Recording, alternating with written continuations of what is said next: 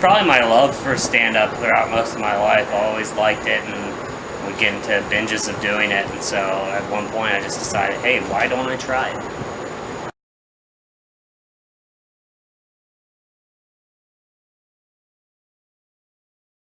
I was living in Western Maryland, so there was no comedy open mics at all.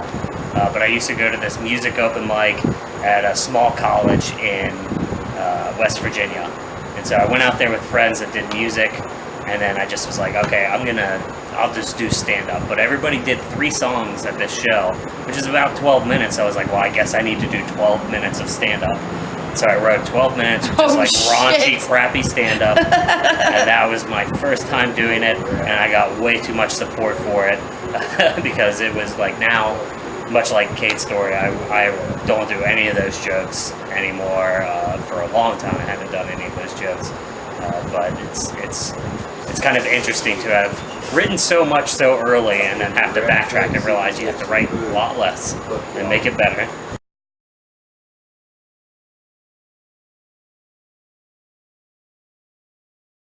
Paul F. Tompkins' Laboring Under Delusion.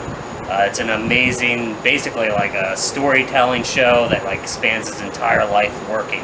No matter when he worked retail all the way up to being a professional comedian and an actor, and it's brilliant and it blows my mind every time I listen to it.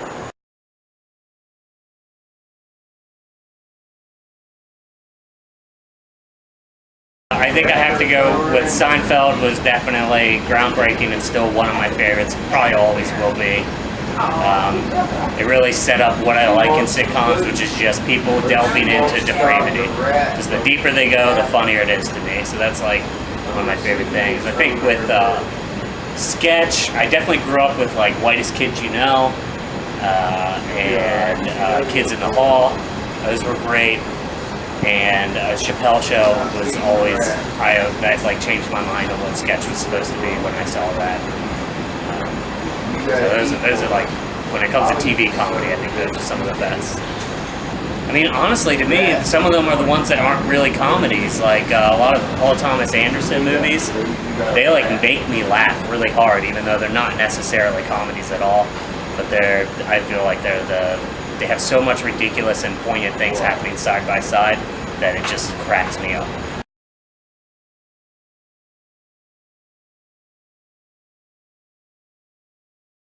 I'll say it's a Kyle Kinane joke, and you can find it on his special album Loose in Chicago, which released like 2 years ago, I think, maybe less.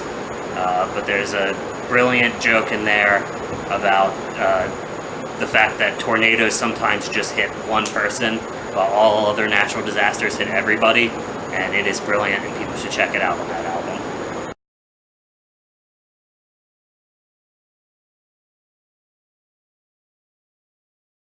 I think this is actually somewhat of a lesser-known person, but a man named Billy Wayne Davis. He's just the most charming and funny person I've seen do stand-up live, and just to be able to hang out with him and do shows alongside of him would be a dream. It'd be great.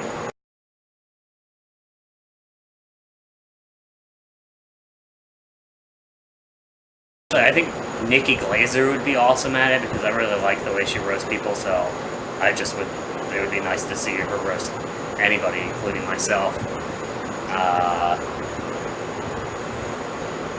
I have to say Gilbert Gottfried as well, because there's just something so amazing about what he does, and I think he would eat me alive.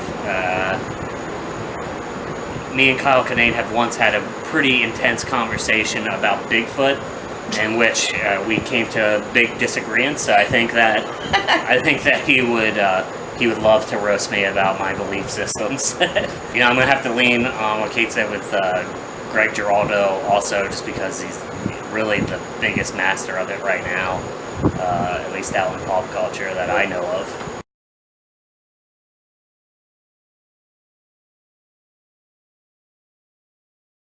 I think podcasting would be something that I would love to take off for me, simply because it's a nice way to add in other passions that I have and mix it in with comedy that's not as you can't do so consistently with stand-up. I can't talk about heavy metal every joke and every stand-up set that I do, but I can do that with a podcast if I want to. So that's it for me.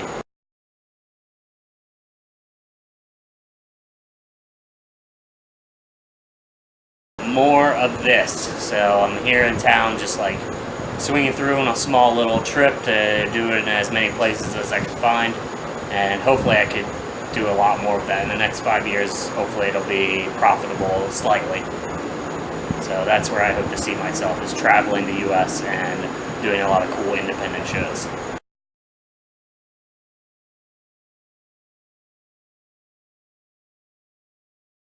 They can find me at Potts Comedy on Twitter, or that's Potts with 2 T's, and my podcast is Riffs on Riffs, and they can find that on iTunes and on Libsyn, and they can follow the social media for it on Twitter and Facebook.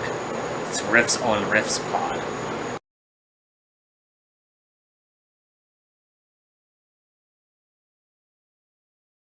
I just hope they would like buy me dinner. That's about it. It would be nice. Unfortunately, I don't have as much poignant things. Well, they would take away a dinner with Nathaniel Potts-Wells. I think they win. So that's what I hope they take away.